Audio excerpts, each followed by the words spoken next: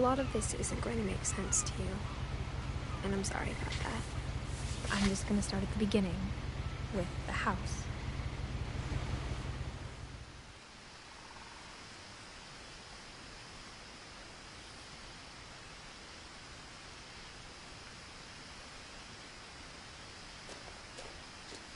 My brother Milton disappeared when I was 4.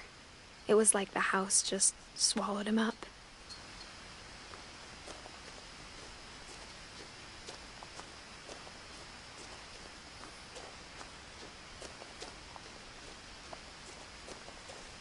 I lived here until I was 11, but I wasn't allowed inside half the rooms.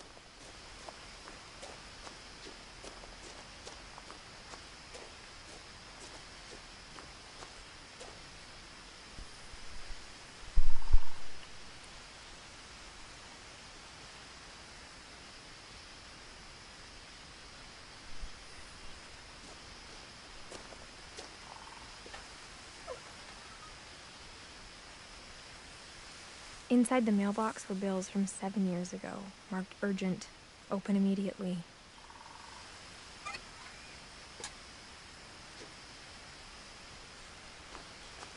I hadn't been back since my brother Lewis's funeral.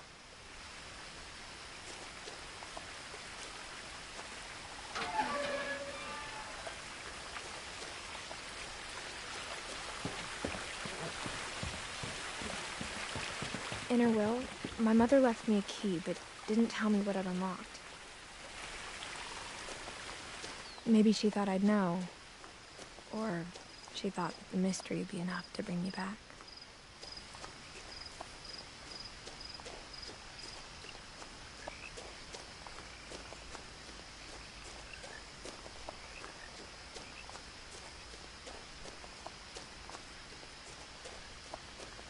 No one had driven this way in a long time, but I saw a few hoof prints.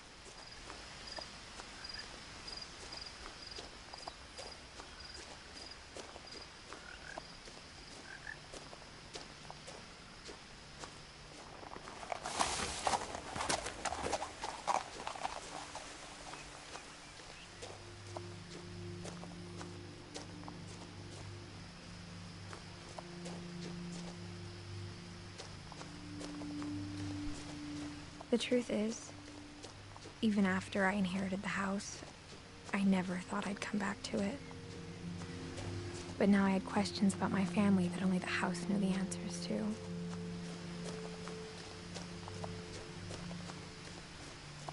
The house was exactly like I remembered it, the way I'd been dreaming about it.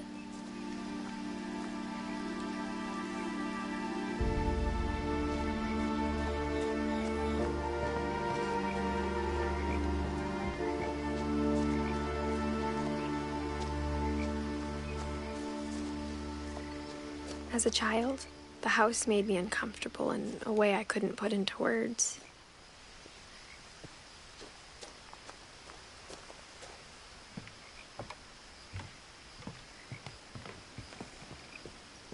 I asked Edie once about the dragon in the pond. She said it had killed her husband. I was 6. It seemed like an odd joke to me, even then.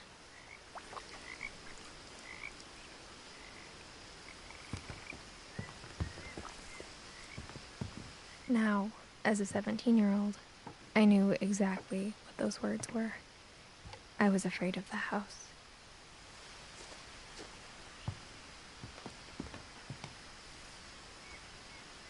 I hoped the key might unlock the front door. It didn't.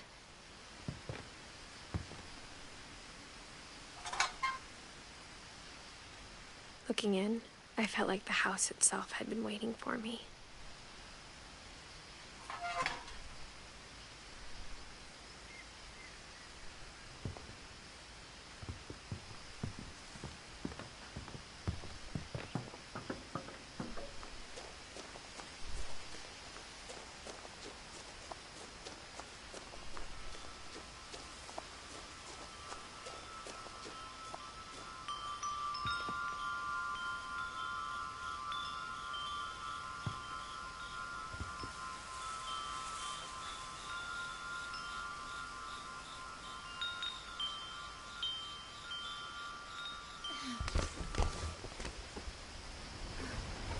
Crawling through the doggy door used to be a lot easier when I was 11.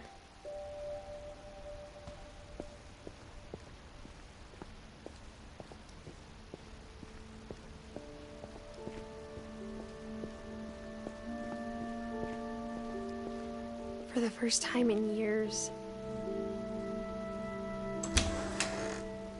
I felt like I was home.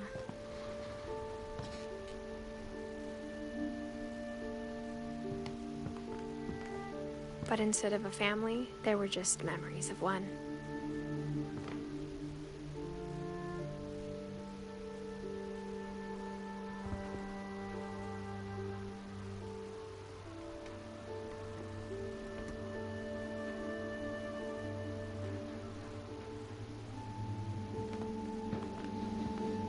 Like how only one restaurant would deliver to our house, so we had Chinese a lot.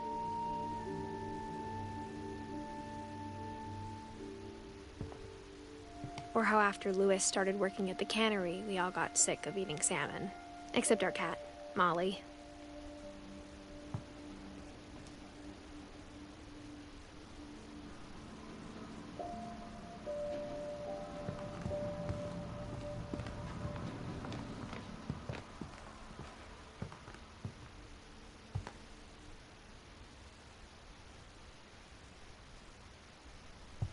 The table was still a wreck from the night we left. It was like a bomb had gone off, killing everyone but sparing the furniture.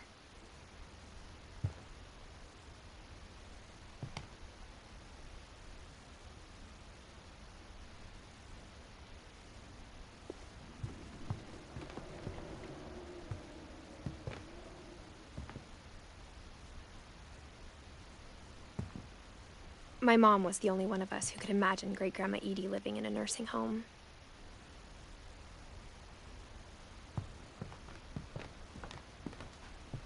Nothing in the house looked abnormal. There was just too much of it, like a smile with too many teeth.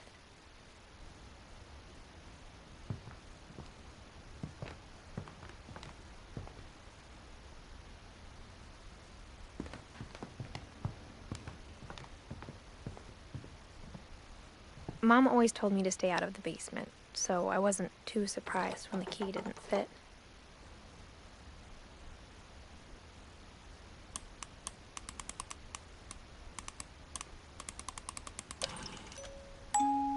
Great-Grandpa Sven built a music box for Barbara, along with the rest of the house.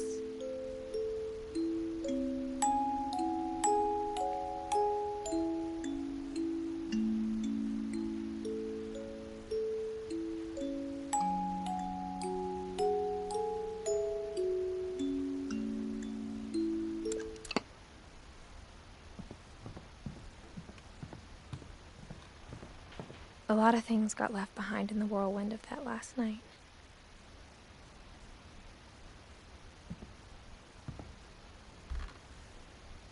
Edie told me once that every Finch who ever lived is buried somewhere in the library.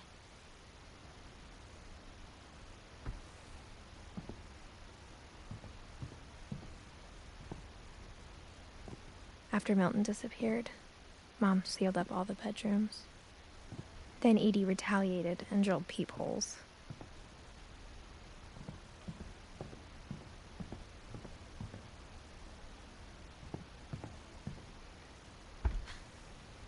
Barbara was a child star for 2 years, until America grew out of it.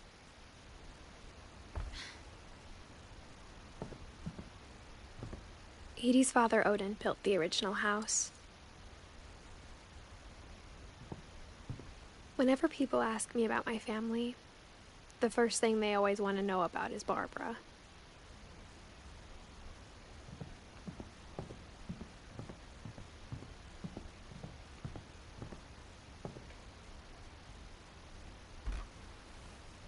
The last time I was in Edith Sr.'s room, I was 10 and she was painting my portrait.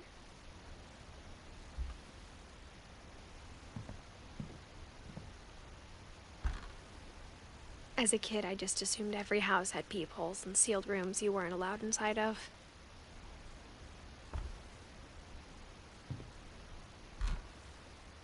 My Grandpa Sam spent 7 years sharing a room with his dead brother, Calvin.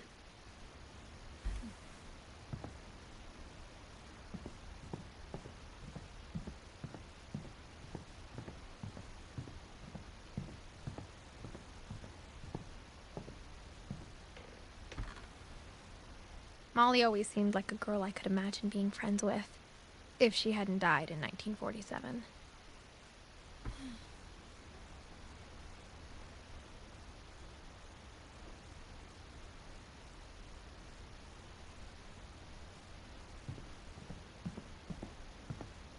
I spent a lot of time playing in Great Uncle Walter's room.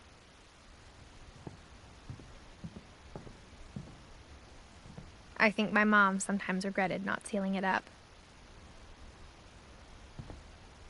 Lewis told me there were secret passages, but I never believed him.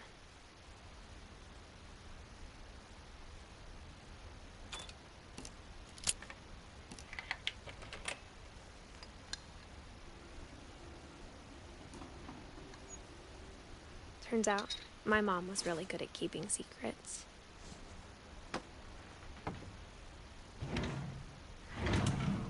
Now it was time to find out what my mom had been afraid of.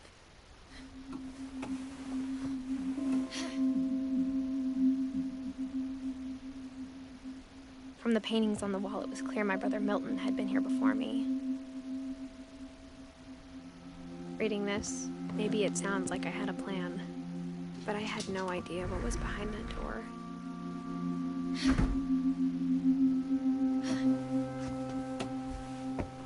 Just like I had no idea where all this was gonna lead.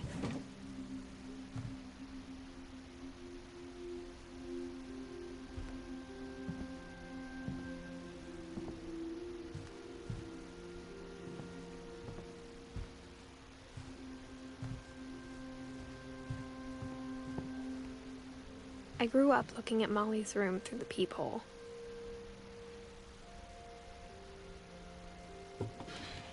Molly's gerbil had a tiny bedroom with its own even tinier gerbil cage.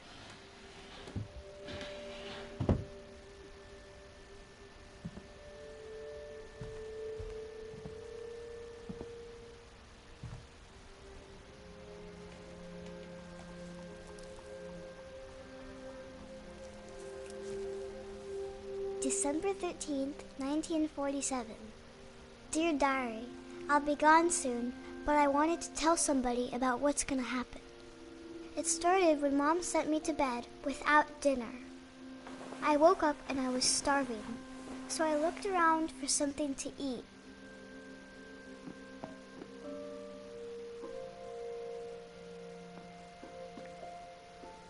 My Halloween candy was all gone.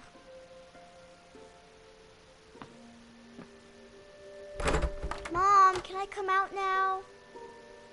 Sweetheart, it's late. Go to sleep.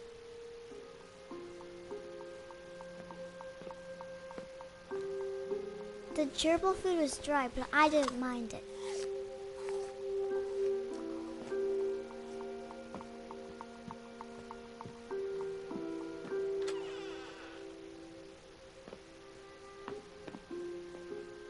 I kept eating and eating.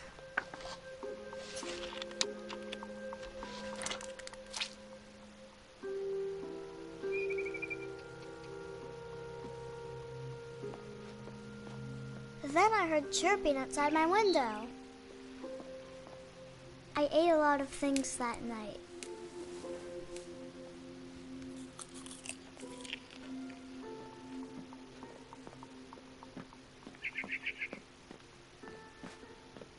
It was a barn swallow going back to her nest. I reached out for her.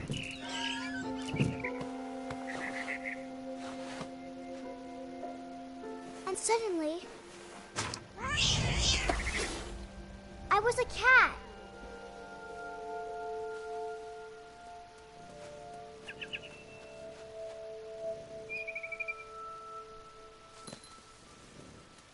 I tried to be quiet, but the bird was really scared.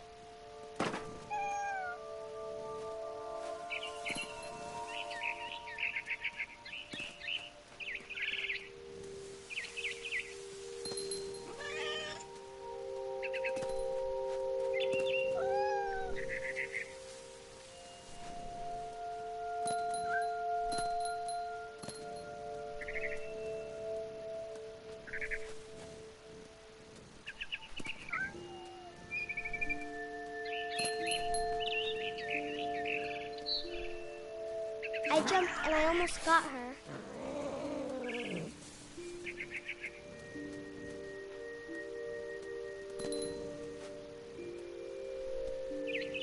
I could tell she was getting really tired. Now I was up in the big tree. I promised Dad I wouldn't climb it anymore. All I cared about was eating that mama bird. I gobbled her up. And suddenly, I was an owl. First, all I heard was the wind. Then I heard little teeth nibbling in the grass.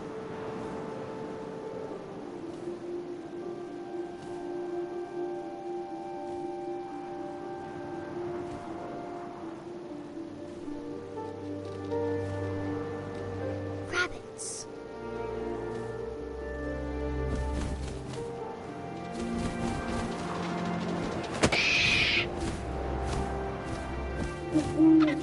I imagined his face looking up and seeing mine through my talons. I swallowed him up, and I didn't chew one bit. Then I flew off to find something bigger.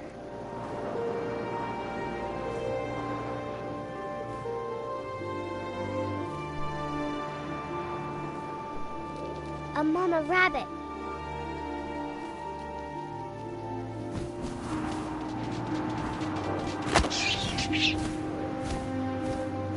She was almost too big to carry.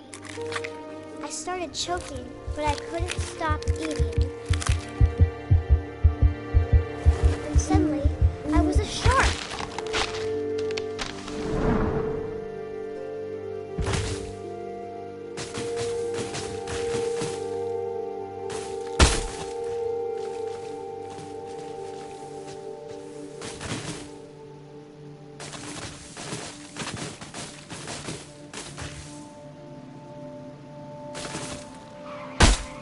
I rolled off a cliff and into the ocean.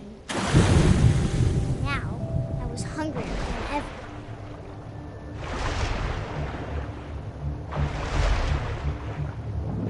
I wanted fat, juicy seeds.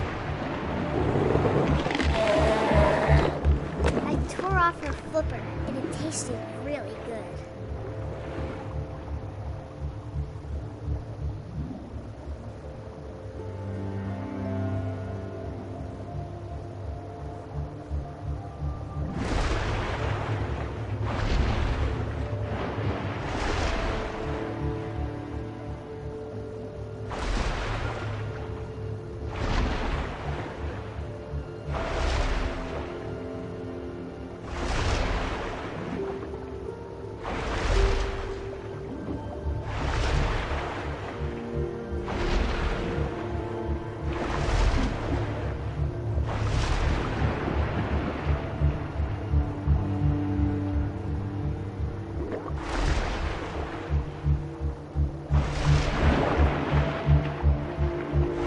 Grabbed on tight. But I was so hungry, I jumped out of the water. When I opened my eyes, everything had changed.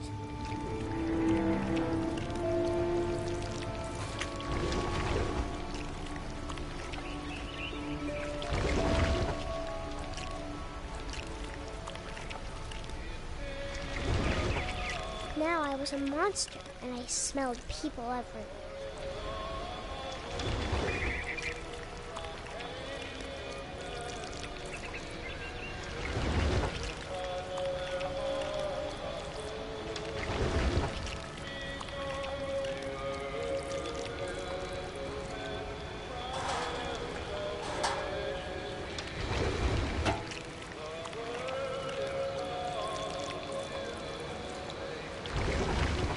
I was big, but I moved real quiet.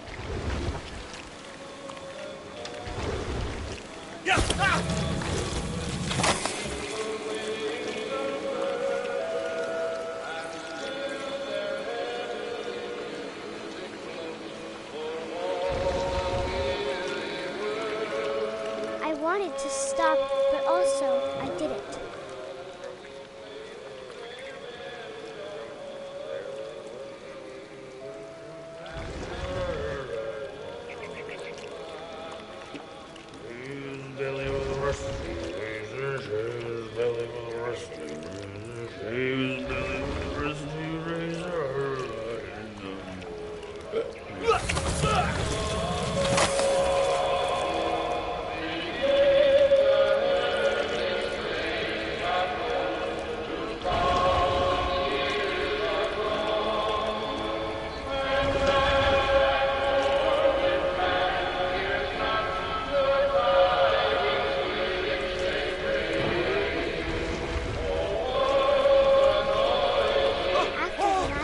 passenger, I was still hungry.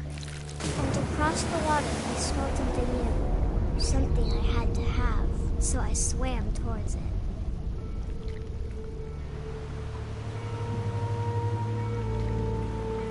I slithered onto the sand, and the good smell went into an old pipe.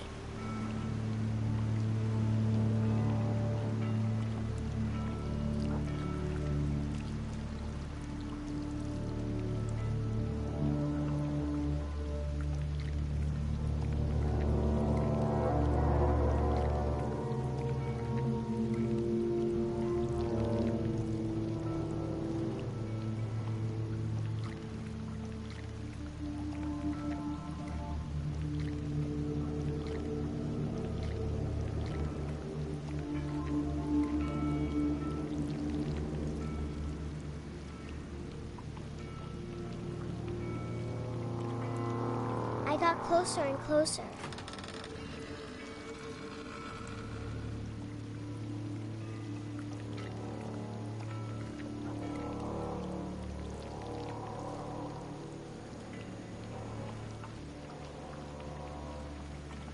All of my stomach started growling. And suddenly, I was me again.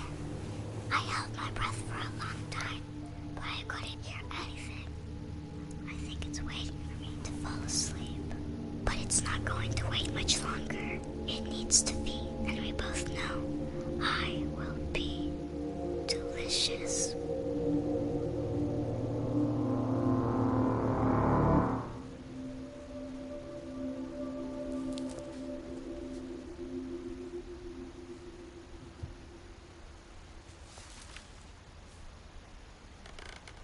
I'm not sure if I believed all of that, but I'm sure Edie would have.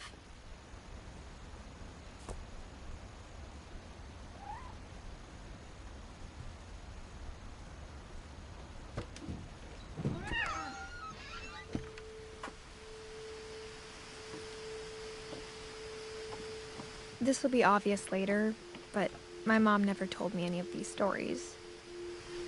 Edie would have, but Mom didn't like bringing up the past. Though, when we adopted a stray kitten, she was the one who named it Molly.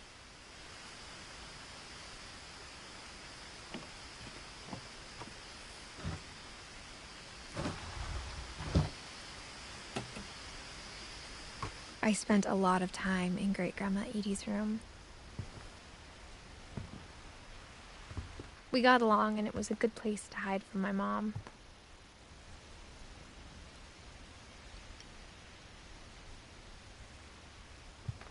Her room was like a museum.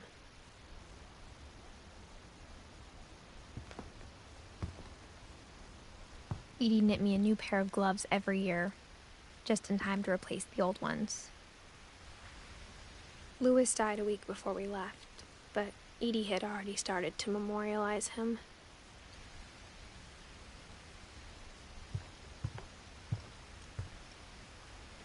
Edie gave a big interview about a mole man living under the Finch house. My mom was furious. I hadn't thought of myself as Edith Jr. for a long, long time.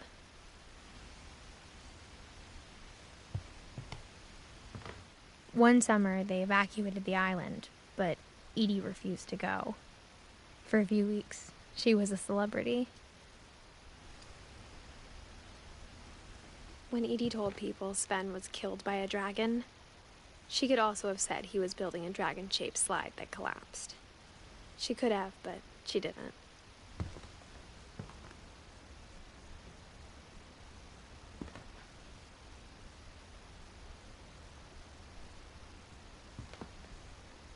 Even in her 90s, sometimes Edie seemed a lot younger than my mother.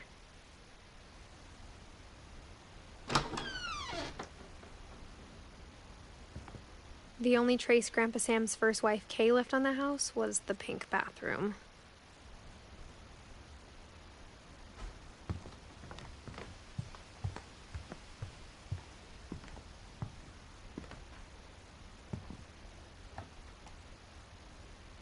For 500 years, the Finches have been famous throughout Norway for their fortune and misfortune.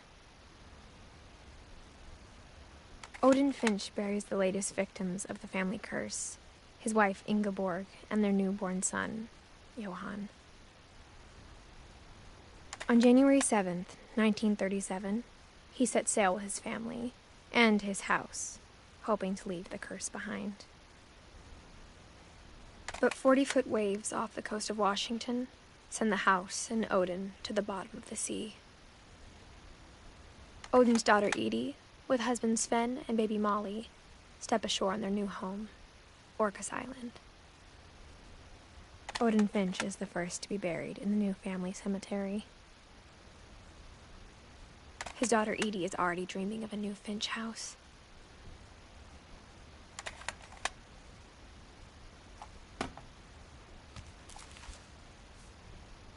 Whatever's wrong with this family, it goes back a long ways.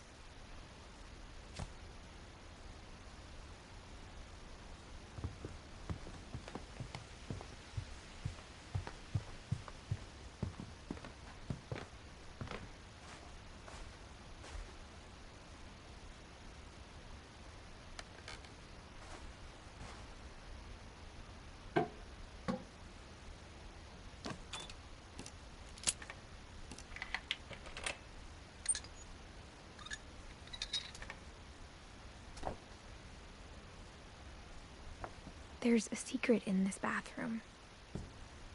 It's in the last place you would look. It isn't in the cupboard. It's hidden in this book.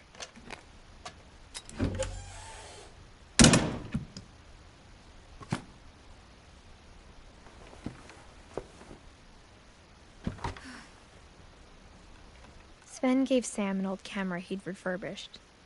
He never put it down.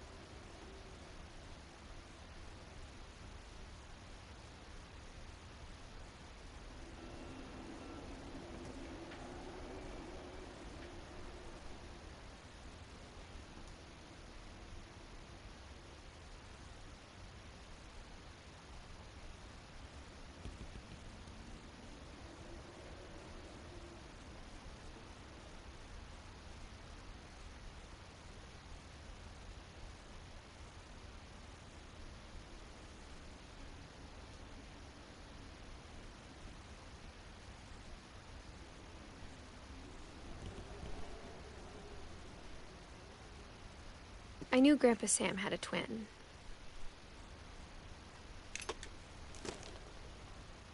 And that he never talked about him. I guess my grandpa didn't like history any more than my mom did.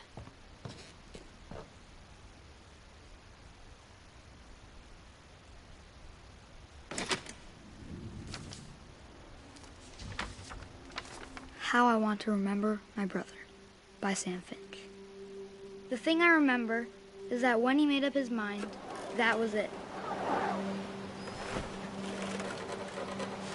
My brother said he'd die before he ate another mushroom, and he did. At Barbara's funeral, we swore we'd never be afraid again, and he wasn't. I think Calvin always wanted to fly.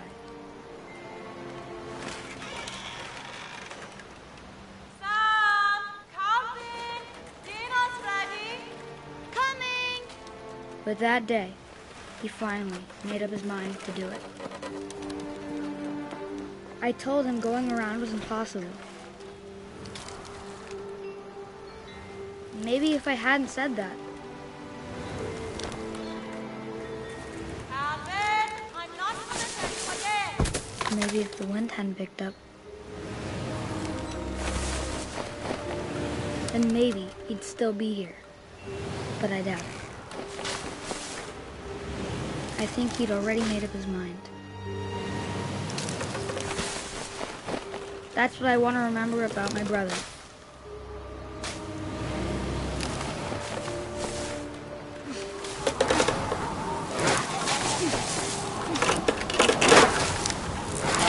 The day he made up his mind to fly. And he did.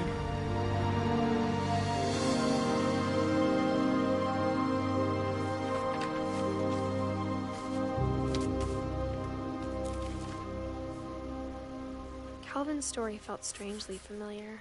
When I was younger, I remember trying to do the exact same thing.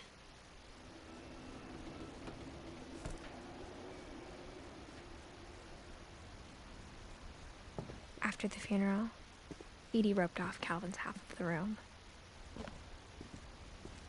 Mom said Grandpa Sam enlisted at 18 and never set foot in the room again.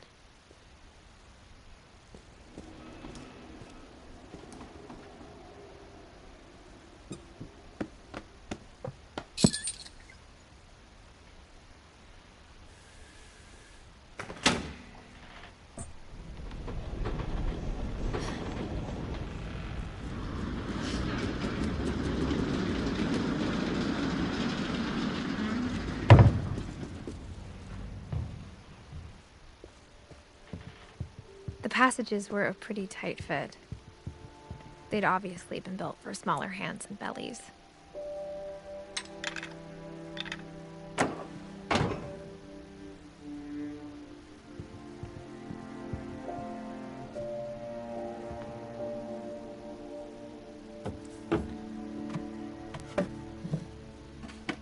Growing up, I always thought of Barbara as a child star.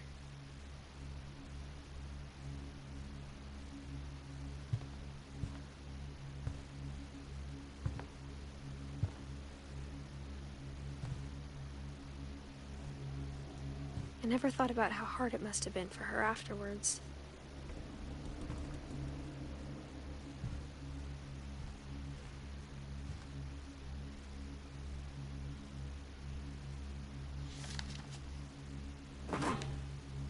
Of all the stories people wrote about Barbara's death, I'm surprised Edie saved this one.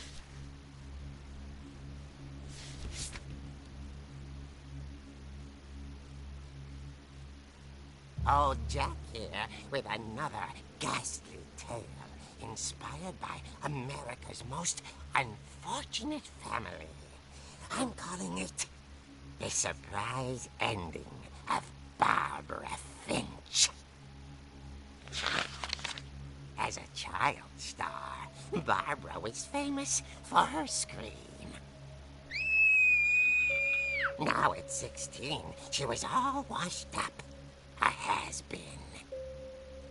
But in a lucky break, she'd been asked to perform her signature scream at a local convention for monster movie fans. It was just the boost her career needed. Unfortunately, her scream hadn't aged well. Getting better. I think you just need the right motivation. Her biggest fan and current boyfriend, Rick, was about to demonstrate when... Now that was a great scream. It was Barbara's father, Sven. He'd slipped into a table saw and had to be rushed to the emergency room. So Barbara got stuck babysitting her youngest brother, Walter.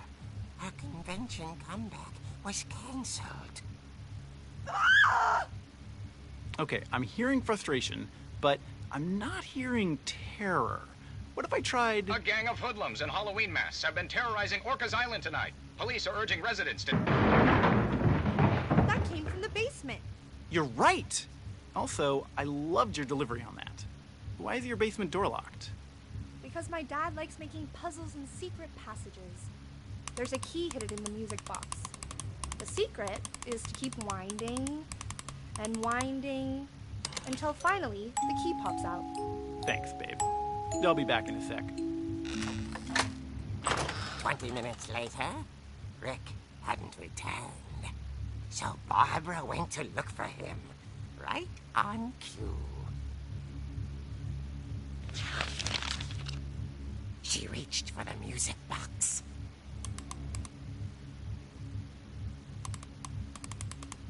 And as she wound the key, she listened for Rick, but the house was silent.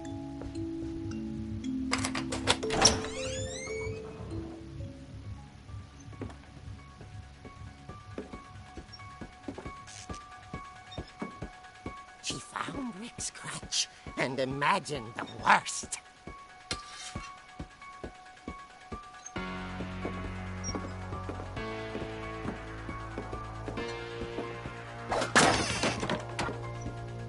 The gang's leader is the infamous Hookman killer, Dr. Carl Hamill, who impaled and then ate his family 10 years ago tonight. The old fridge rattled and grew still.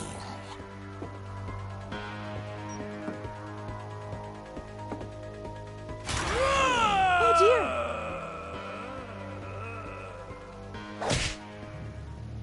Oh! Rick? Barb, relax. I was just trying to scare you to help you find your scream. Well, I'm not scared, Rick. I'm furious. Then act furious. All I'm getting from you now is that you're hurt and confused and you're... She threw him out, but she kept a little something to remember him by. Barb, have you seen my other crutch? And she was still holding it when she fell asleep watching the Late Picture Show. Hours later... Barbara! Walter, what's going on up there? Ah! Okay, I'm coming up, but if this is a trick, you're dead, Walter.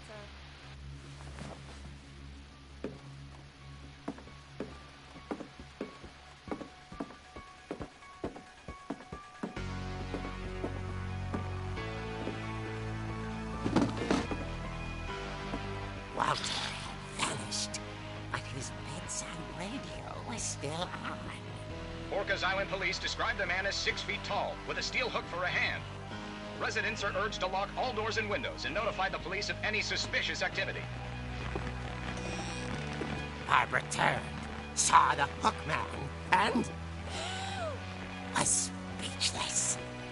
He was quite smashing.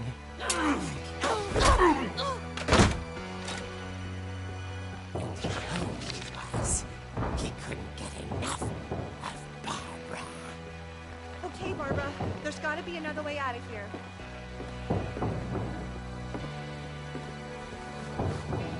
That night, she played her part beautifully.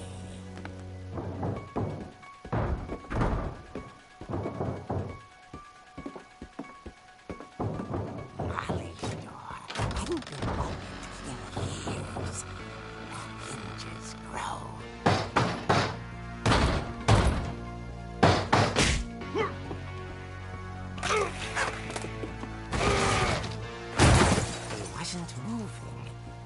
she sensed the story might not be over yet.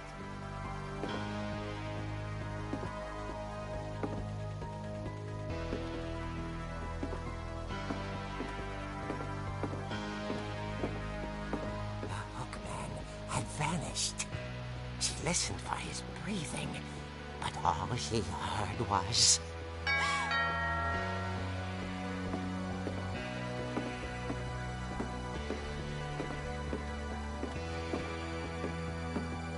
At the door, she heard whispering. It was coming from inside the house.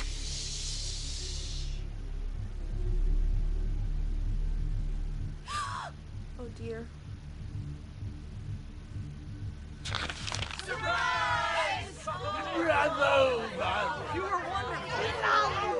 The monsters had come to surprise her.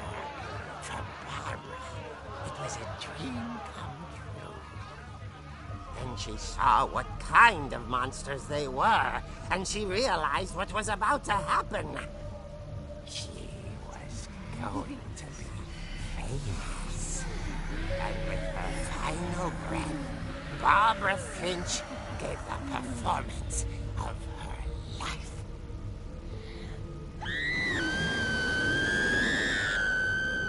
I wasn't there myself, but I hear Barbara was magnificent. Poor girl. She had a taste for stardom. But unfortunately, so did her fans. Of course, the police blamed it all on poor Rick, who disappeared the same night. And little Walter, hiding under his bed the whole time. He took it all pretty hard, but that's another story. As for Barbara, tucked inside the music box is all they ever found of her. Her ear. Now that's what I call a real eerie tale.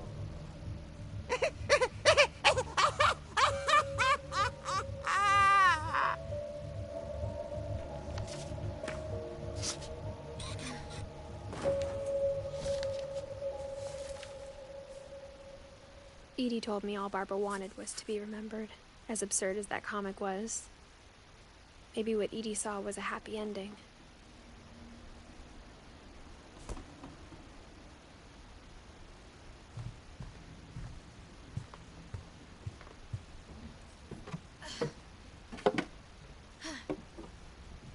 I guess now I know why Mom didn't like me playing with the music box.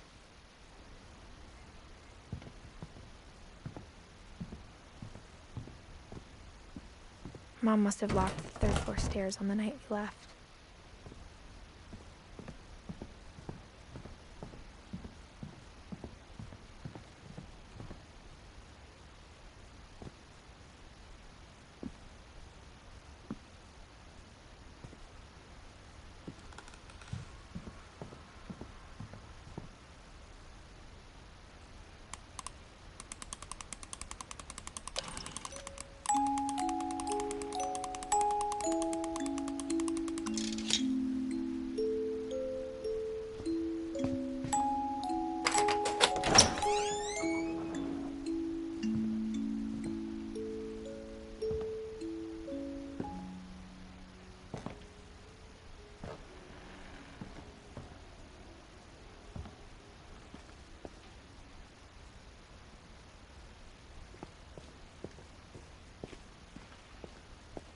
Mom said the basement was off limits, unless I wanted another tetanus shot.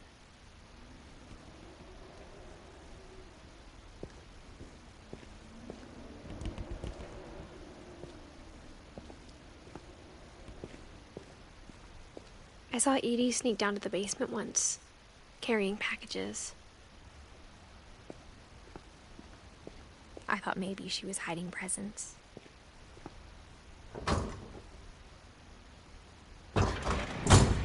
It turned out she was hiding a lot more than that.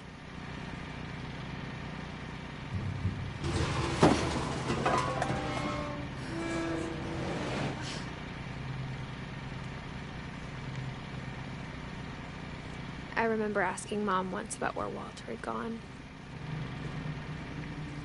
She said after Barbara died, he got as far away as he could.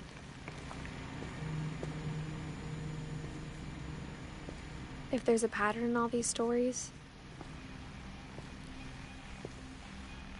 I think it's that none of us has gotten very far.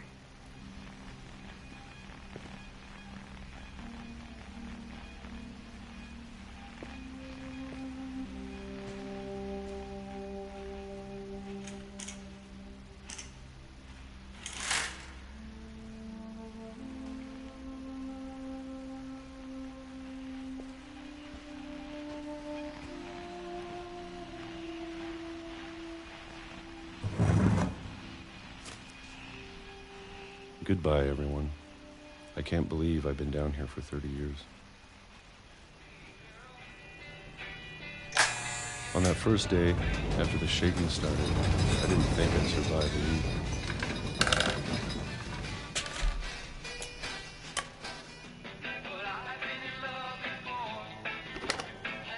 But after a few days, I settled into a routine.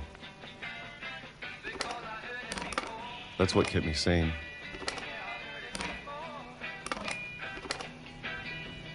Having a schedule, living for today. I always expected to be dead tomorrow. But if you wait long enough, you get used to anything.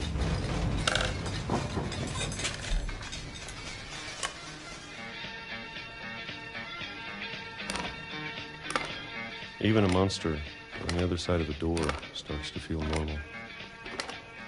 Almost friendly.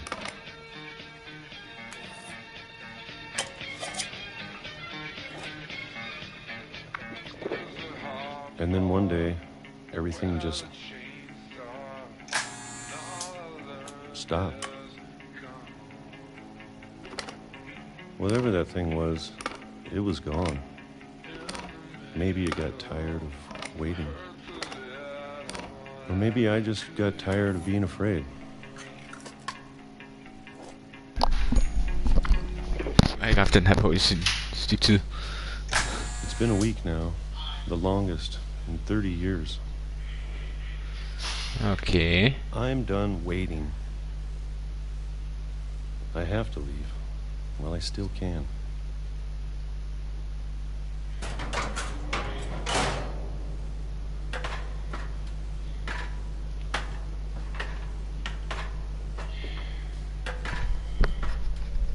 Jeg ikke havde mikrofonen på, da jeg spillede. I know it's out there somewhere. Ja. Whatever killed Barbara. Mm. And Molly. Mm. And Calvin. Ja. Maybe this is all a mistake. But I need to stop living the same day, even if it kills me.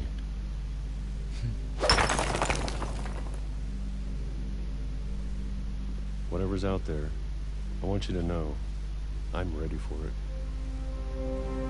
I'm going to appreciate all of it. Oops. Especially the food. I don't mind if I only have a year left. Or a month. Or a single week. Mm. I'd be happy with one more day. I can already imagine the sun on my face.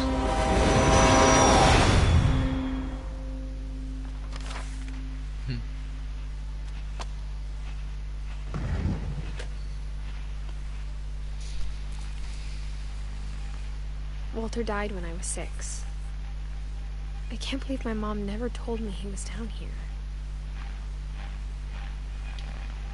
I'm sure my mom was trying to protect me.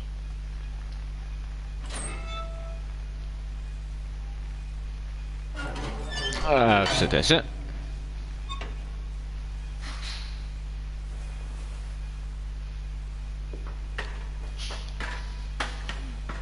Maybe she was afraid I'd end up like Walter. But if she never told me about an uncle under the house, I can only imagine what else she was hiding. I don't want to make the same mistakes she made.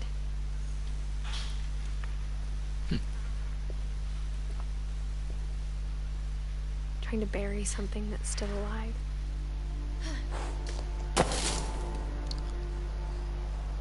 Okay. Hello. Now that there's only one of us left, or maybe two. Oh. Kom ud der. I thought it was time I heard the stories for myself. And found out what happened to everyone else. Oh yeah. But now I'm worried the stories themselves might be the problem. Maybe we believed so much in a family curse, we made it real.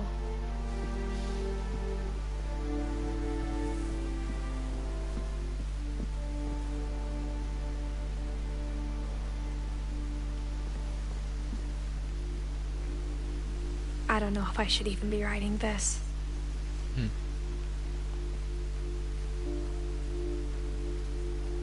Meget rørende spil. Maybe it'd be better if all this just died with me.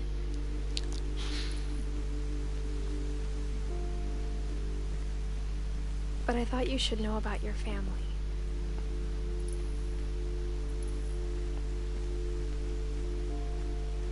And the history you're a part of. Though to be honest, I feel as lost as you probably do right now.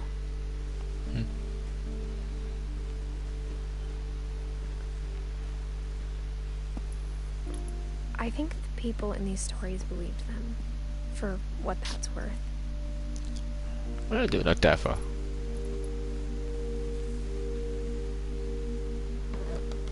Det er en af mine første spilhistorier. Som rigtig gennemført. Så man kan være større måde, som ikke har blevet gennemført endnu. Gratis.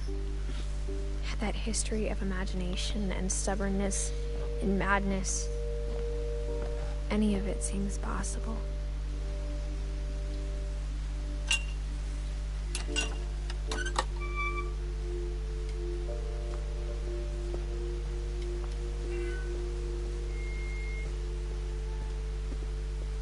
I think we've been surrounded by death for so long, we've just gotten used to it. What kind of family finishes building a cemetery before starting the house? Yeah. It's embarrassing for me to admit this, but the pet cemetery made me more uncomfortable than the human one. 3 of the gerbils are mine, and 2 had been my fault.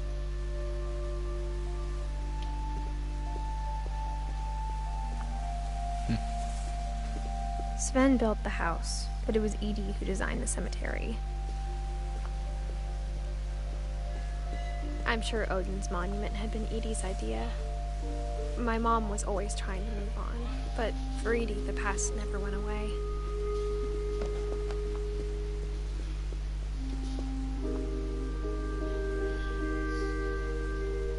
She could see it poking out of the water at low tide.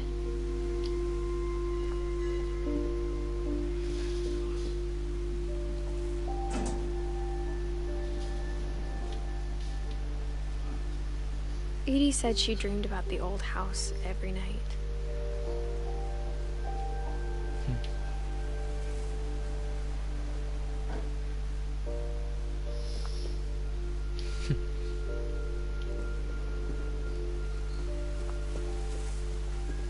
Edie's side was always easier for me to understand. Det stopper ikke her. The more I can see where my mom was coming from.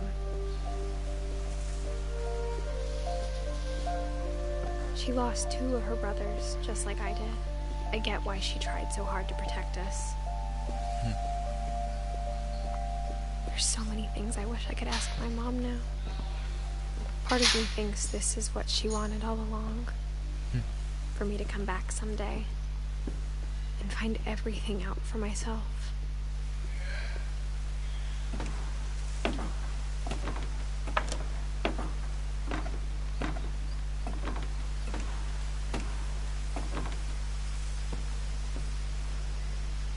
But looking back on it now,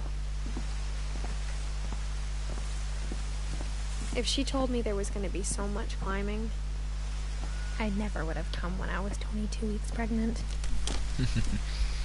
Oh yeah.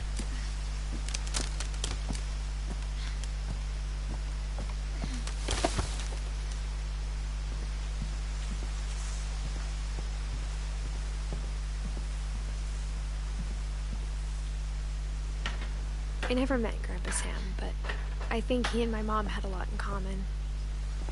Oh yeah. They were both pretty intense.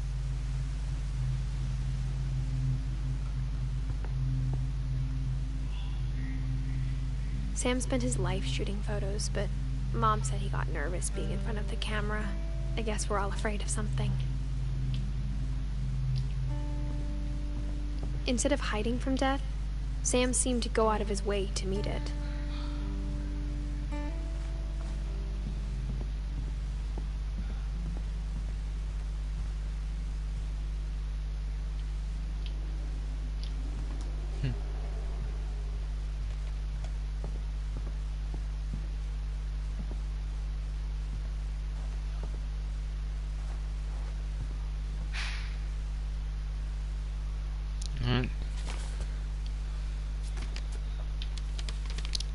Is this story?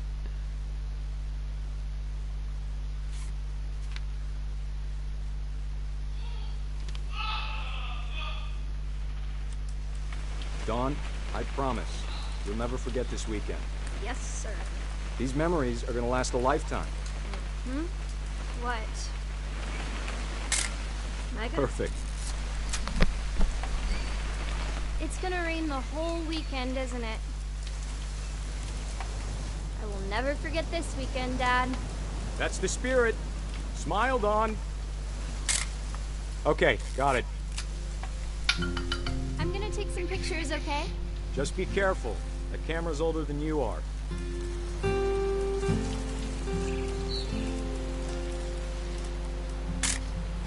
Aw. You're right, Dad. It's starting to clear up. Still freezing, though. Definitely should not have drunk all that coffee.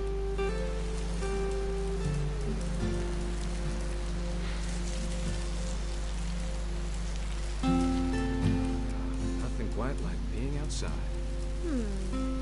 Hold still. Hey! That's a keeper. I'm just saying, I'm not always gonna be here, Don. You'll need to remember this stuff, if you want to survive. I'll be fine, Dad. You know who else thought he was gonna be fine? Some guy who died. Don, I'm being serious. I know, Dad. You're always serious. Doesn't being out here make you want to chill out? Well, to tell you the truth, I haven't been out here in 20 years. Don, don't you think you could find something more interesting to photograph? Last time I was with my brother Calvin. Man, that was a great trip. Your grandpa Sven taught us how to fish, how to build a fire. We found an old logging trail. There were deer everywhere. Dad! Good eyes, Don. Before you take the shot, let me get a picture of you.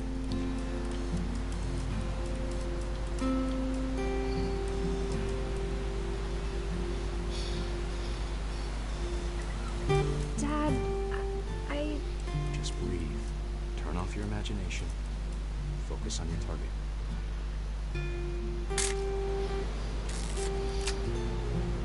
Let me get behind you. Do I have to do this? Dawn, you don't have to do anything. But if you want to survive, you'll need to be strong.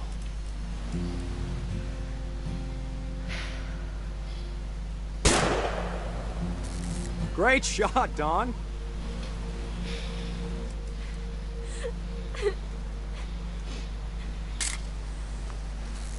I'm proud of you, Dawn. Always remember that, okay? Dad, it's twitching. I think That's it's totally normal, Dawn. Just focus on the camera. Try not to think about... Dad! Oh.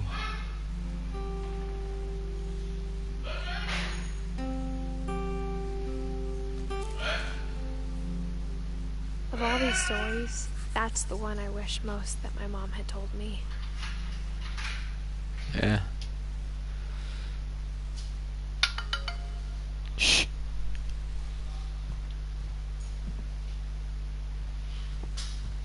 Oh, yeah.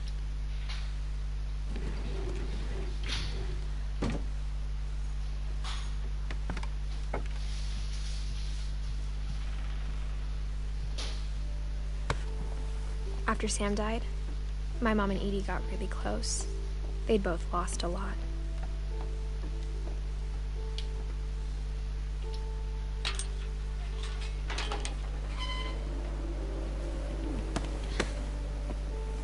Her kommer det andet. To historier i en. Okay, her kører vi. Første. Dear Kay, do you remember the way Gregory used to laugh when he thought he was alone? Like something funny was happening, but only he could see it.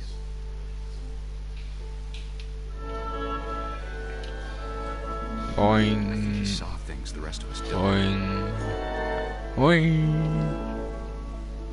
Boing.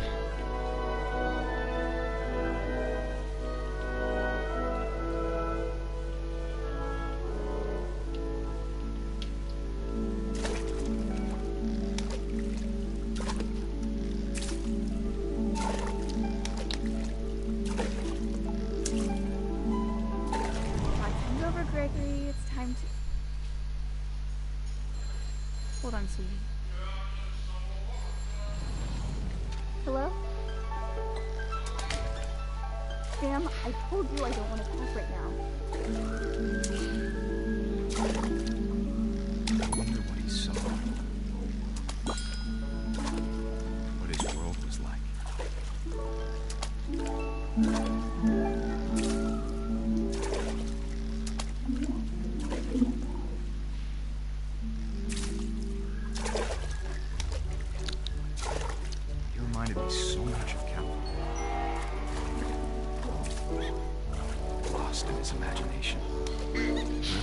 He saw.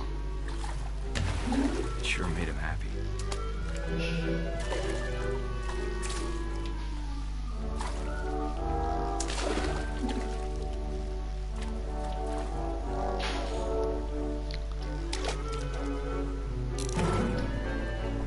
I know how silly it sounds.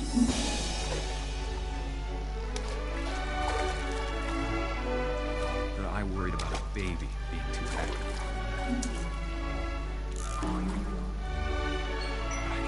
Slipping away. Sorry about that, Gregory. I know you did everything you could.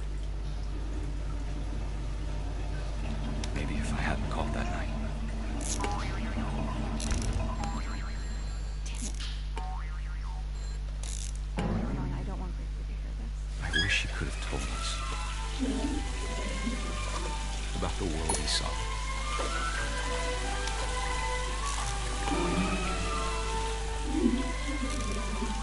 Whee!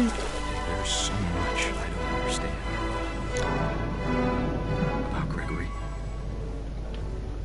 about everything.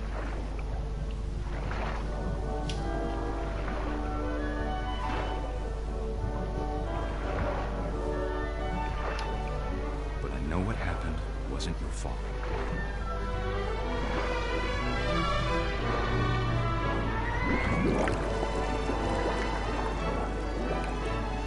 I'm sure he's happy. He want you to be happy too. Good luck, Kay. Love, Sam.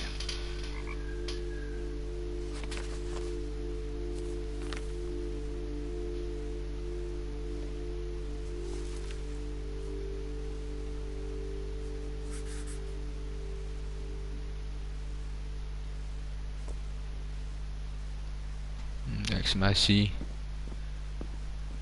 I can't imagine my mom ever writing poetry, and yet...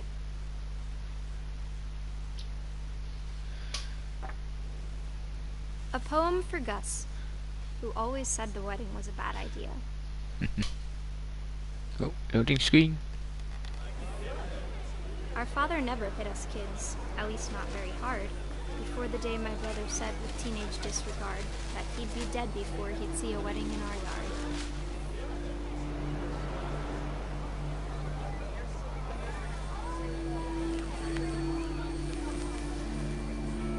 My father made him come, of course, but Gus stood far apart, just flew his kite and bottled up the storm inside his heart.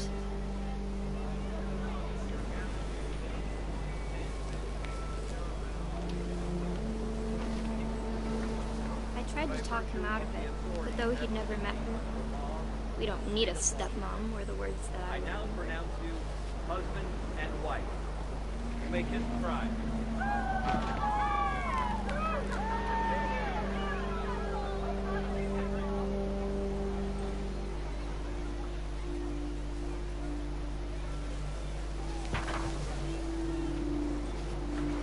When the time for photos came, Dad ordered him to come here. But Gus declined, and as a sign held up his middle finger. The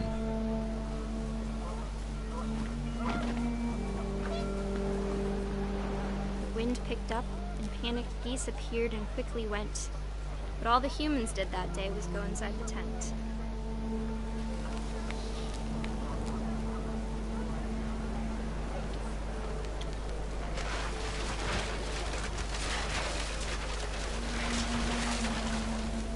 The rain came down in buckets then, but no one seemed afraid that nature might destroy the tent our dad had crudely made.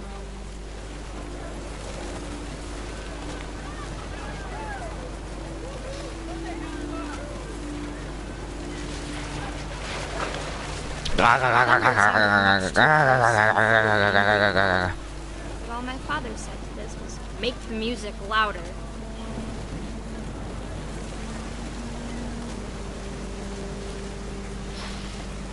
Wow.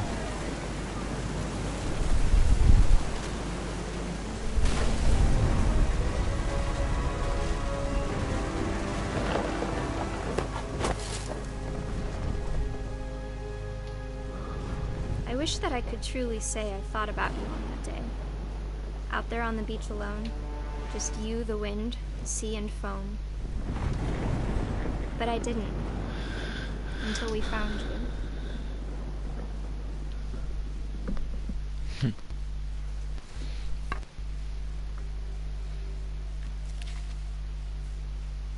She never talked about him, but Mom told me once if I was a boy, they were going to name me Gus. Gus Finch.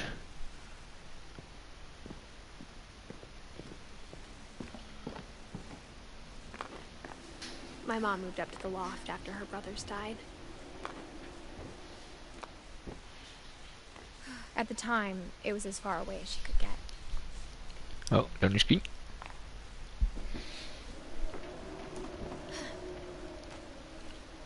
Yep. Oh. She spent a summer building houses in Calcutta, where she met my dad, Sanjay.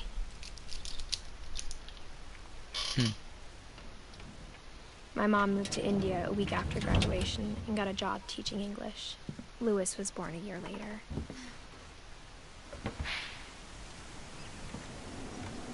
Ooh. Right, When my dad died, I don't think Mom knew where else to go. I'm sure Edie was happy to have her back. The house had to get a little bigger, but Edie was used to that. And for a while, things were good. Almost normal. But it didn't last.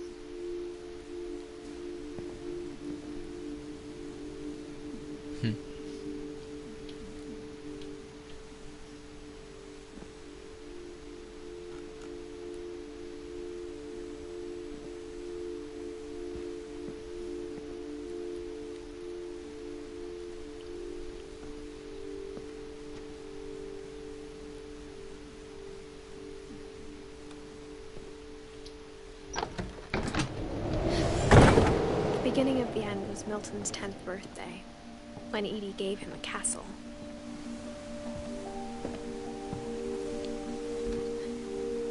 After Milton disappeared, the only thing he left behind was a room full of paintings.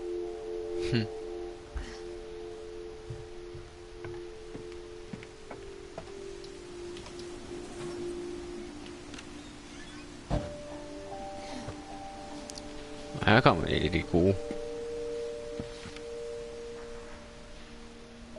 Ja.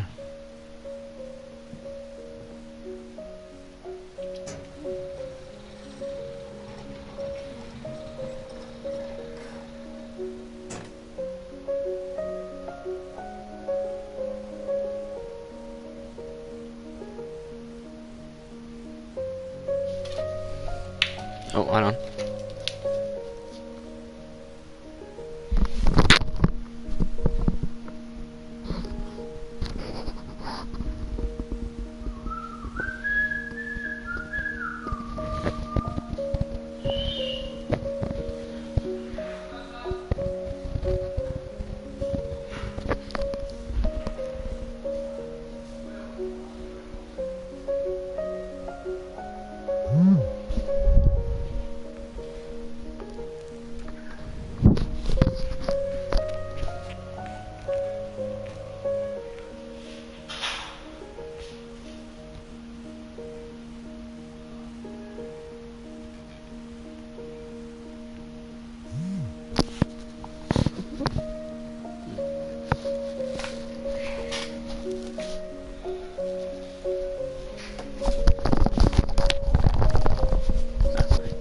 Så tilbage. Ned i musikken. Ja, her kommer det hylden. Milton Finch in The Magic Branches.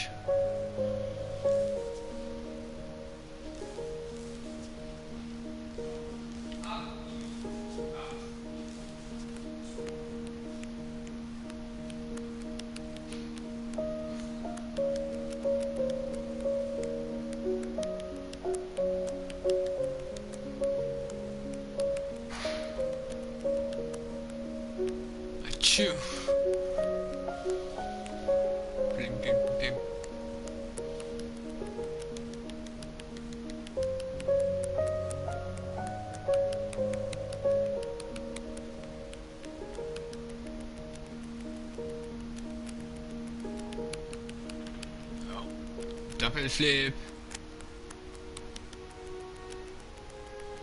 Painting.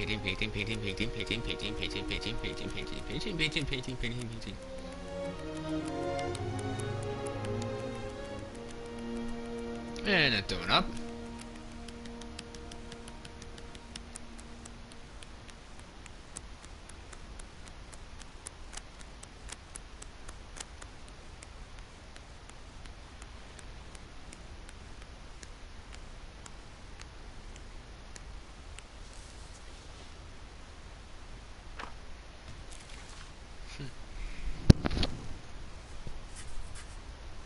I was 4 when Milton disappeared. Så lille flipper.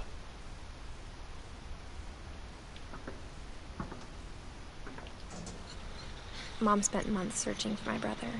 Then she sealed the doors.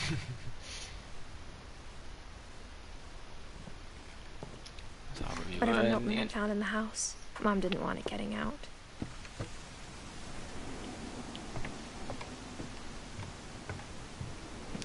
Yeah.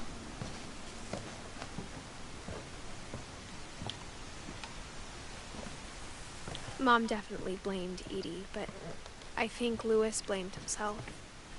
After he graduated, he just spent more and more time in his room until Mom got him a job at the cannery.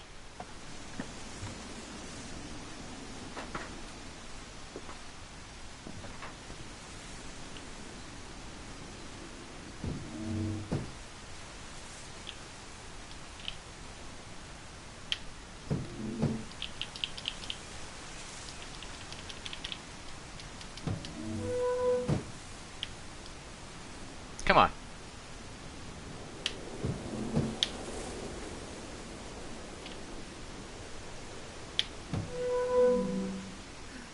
There we go.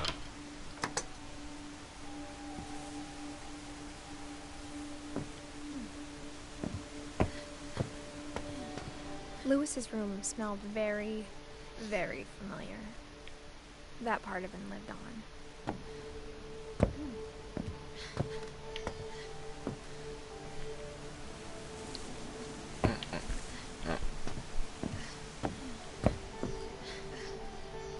Okay.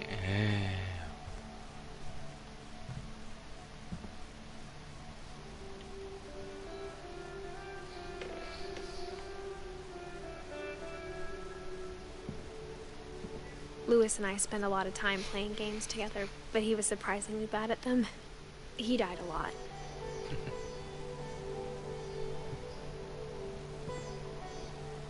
Og her kan man en cool en.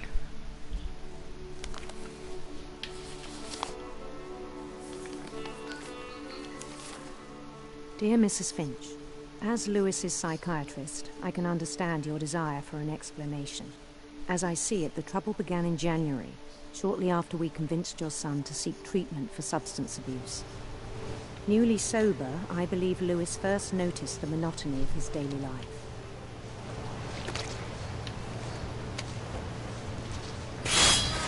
He kept working at the cannery, but he withdrew part of himself. In our sessions, I saw the same behavior. His mind began to wander. Yeah. I asked him to describe it. He said he started small, imagining a labyrinth.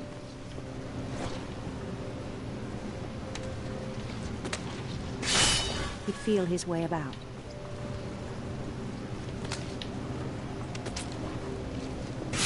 Then something moved.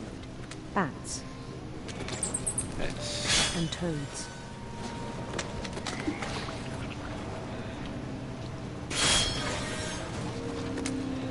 And things that have not names. He knew it was all in his head.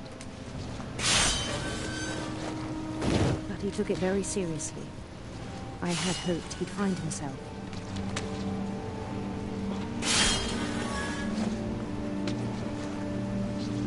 But he found something more. Oh.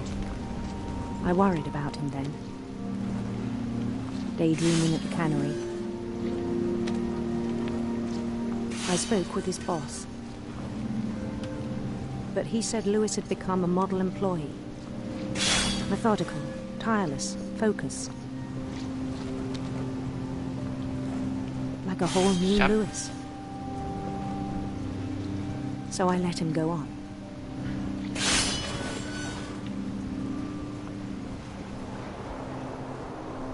I even encouraged him. It seemed very promising at first. He told me he'd made a new friend. Hey. On the edge of a city he named Lewis Topia. Yeah. He built the city up slowly, brick by brick.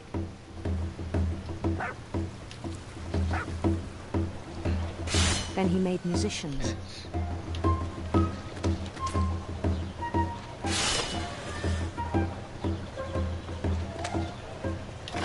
And songs for them to play.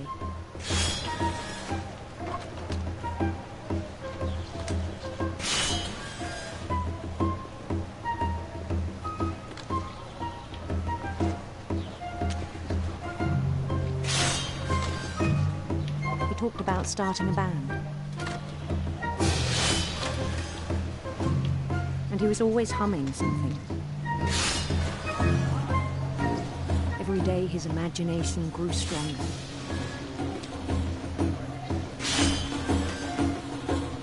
He no longer spoke at the cannery. But his chopping was as reliable as ever. Then one day it struck him. All the cheering crowds, even the stones under his feet, were all in his imagination, so he could do whatever he wished.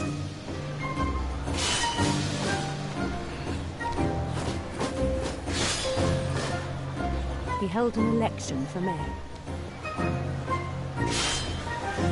And he won.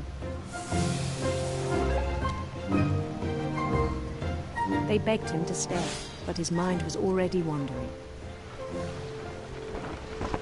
It became a game for him.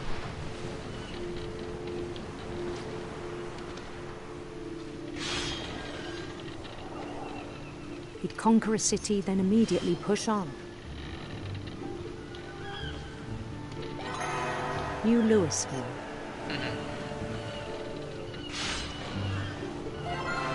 St. Louis. He started drifting away from our reality.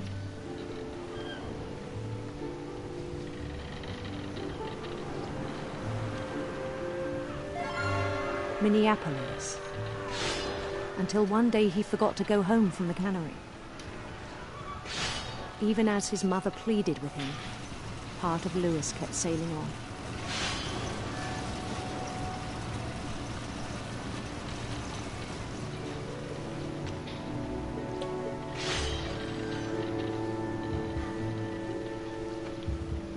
In Louisburg, he heard rumors of a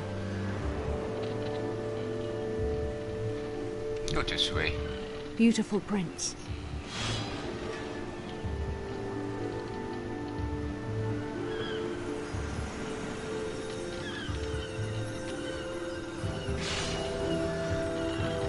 The prince was on his own quest for sinister serpents.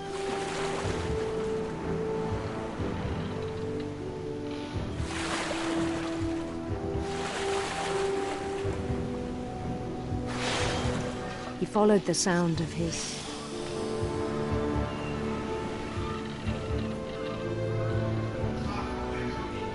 electric sitar.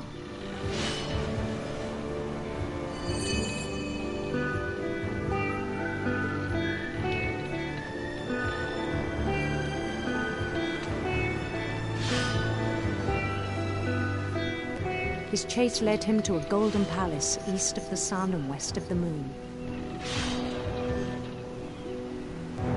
Even then, his logic remained sound.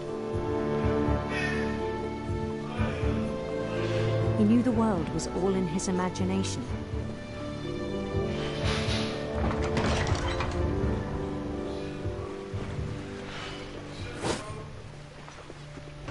But he was so proud of having created it.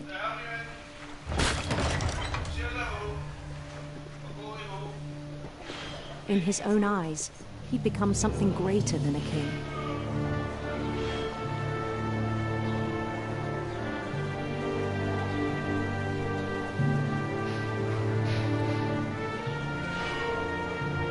For someone who'd never known success in the real world, I think it was overwhelming. And then it struck him that the real Louis was not the one chopping salmon, but the one climbing the steps of a golden palace.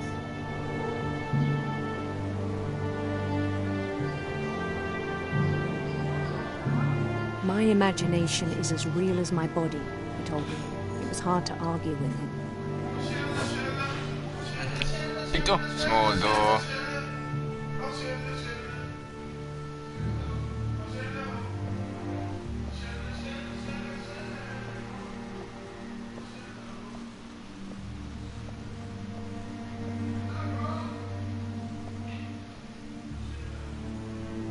We began to forget the world we know.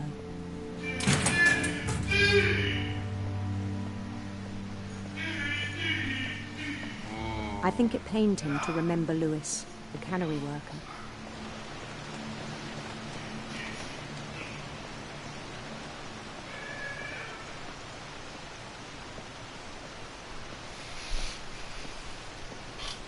He began to despise the man with a royal contempt.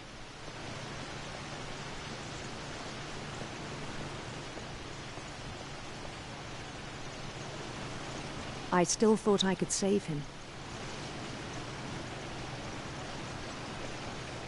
Even after he said he was being crowned king over all the lands of wonder.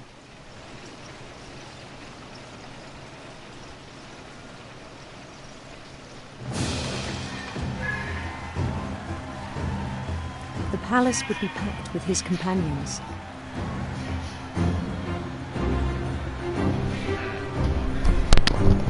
Let's just hold that alone.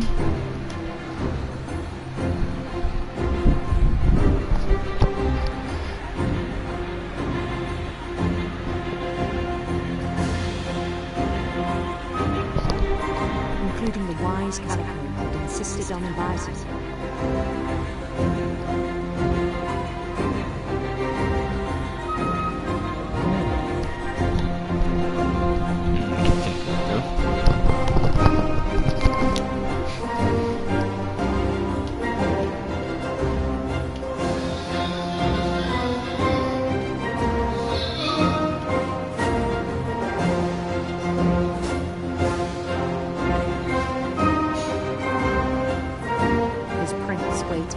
Holding his crown.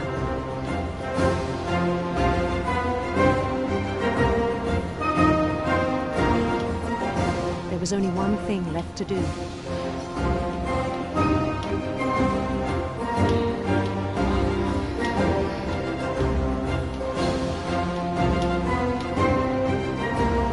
Bend down his head.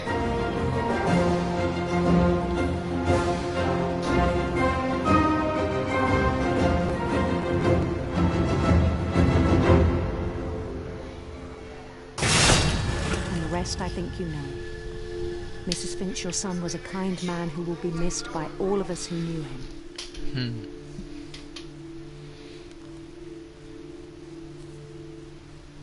By Eddie very much. My brother was really cool. I wish you could have met him. Yeah.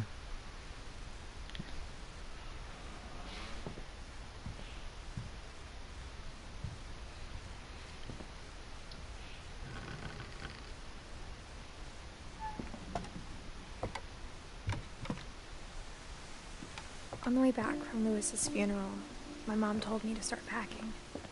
She waited until the day before we left to tell Edie. I'm not sure if she wanted to make it easier or harder.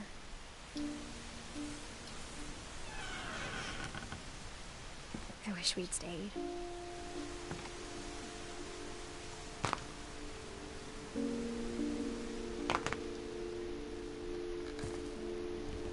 But I understand why we left.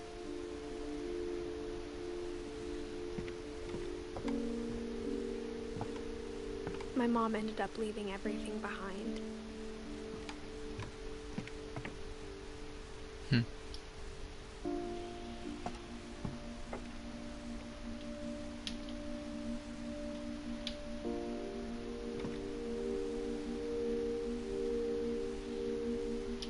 Senior Kana.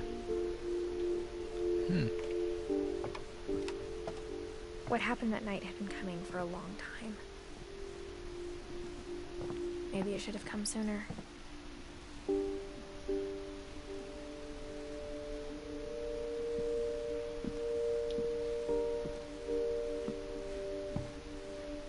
But it had to end one way or another. All that's left now is to tell you about that last night.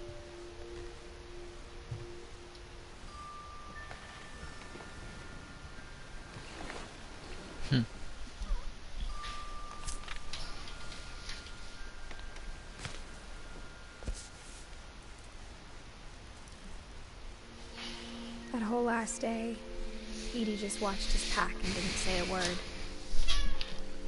Until supper, when she raised her glass and said, "To our final night together, and all our final nights apart." Grandma, you know what I said about alcohol. Some of your medications are very Edith, specific. I left a present for you in the hallway. Why don't you go open it? The grown-ups have to argue now.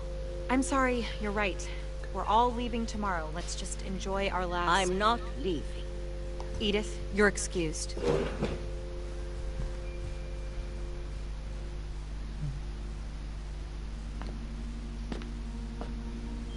The power had been shut off that morning, but Edie always had plenty of candles.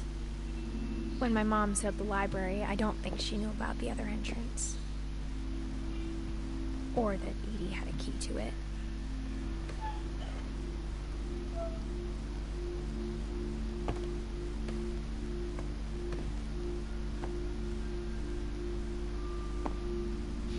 The thing you're afraid of isn't going to end when you leave the house. Edith has a right to know these stories. My children are dead because of your stories.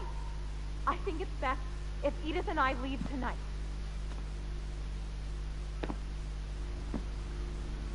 We'll have the nursing home send a van for you in the morning. Okay?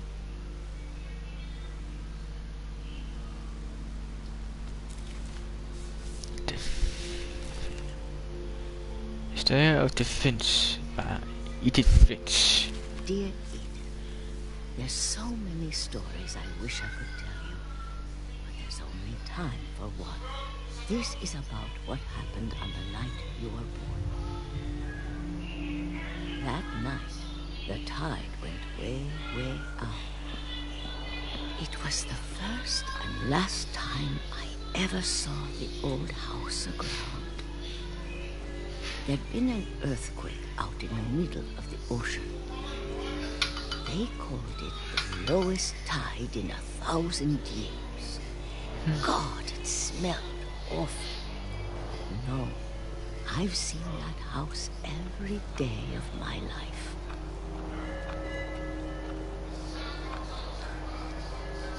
But I never thought I'd go back to it.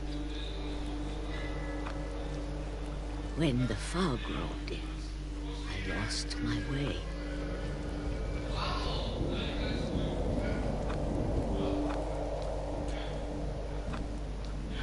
I got turned around.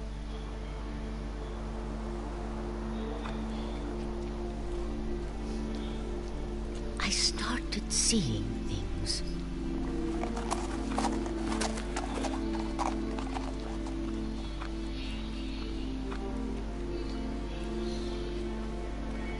Things I'd forgotten had ever existed.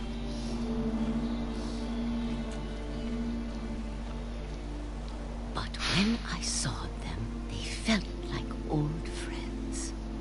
That night, a lot of things came back to me. Or maybe I came back to them.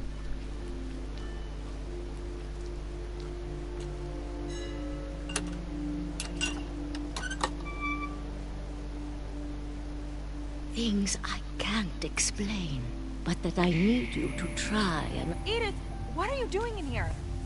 It's mine. Edith! Mom, you're gonna rip it! Let go! I kicked and screamed, but Mom dragged me to the car.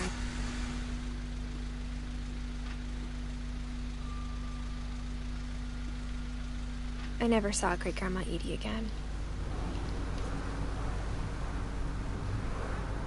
The next morning, the van came to pick her up, but she was already gone. After that, we moved around a lot.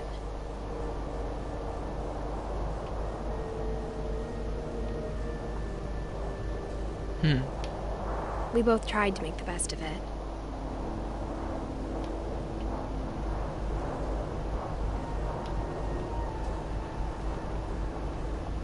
A few years went by.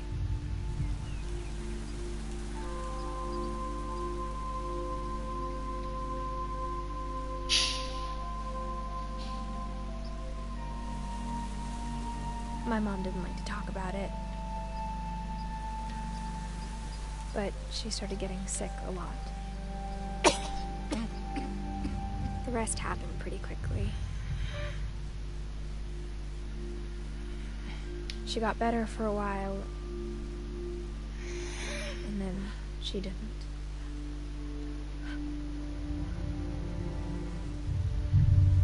And then I was alone.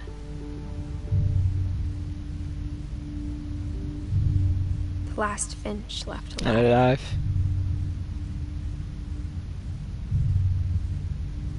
Until I found out about you. I'm still not sure what to tell you about all this. If we lived forever, maybe we'd have time to understand things. But as it is, I think the best we can do is try to open our eyes. And appreciate how strange and brief all of this is. This journal was supposed to be for you. But now I hope you'll never see it. I just want to meet you. And tell you all these stories myself. But I guess if you're reading this now, things didn't work out that way.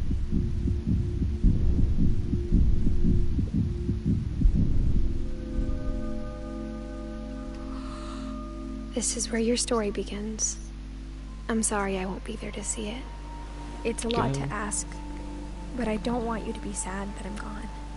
I want you to be amazed that any of us ever had a chance to be here at all. Good luck. Eden Finch.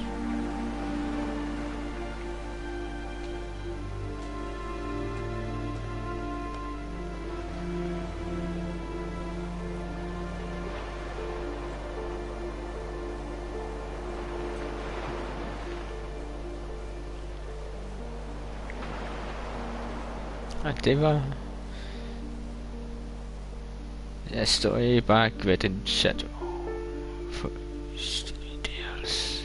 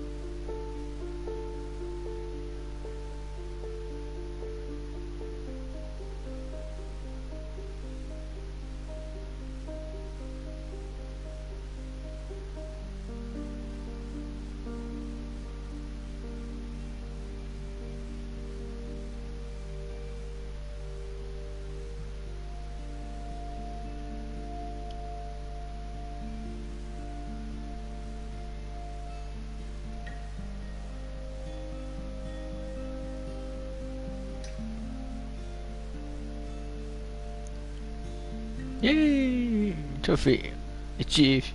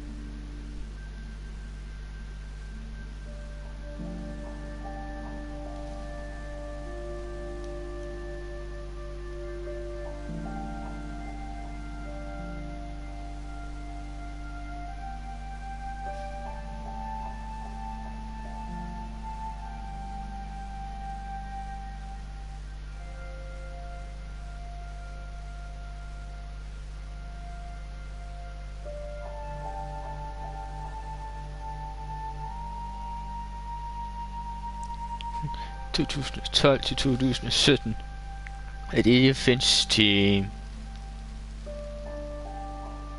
Det er en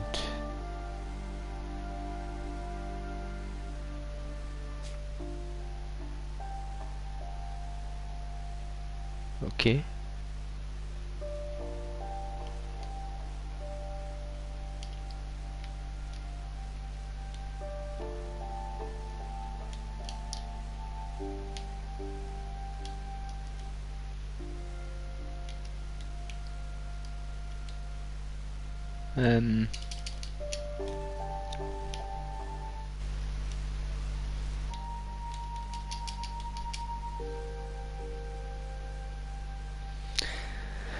Okay, så det her er stopper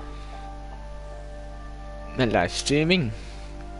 Ses alle sammen, og håber I nød historien om The Finch Family. Jeg har spillet den første omgang, og det er stadig så meget rørende. Jeg vil sige, de måske lave nogle få stykker flere. Bare det samme. Så. Ha' det godt.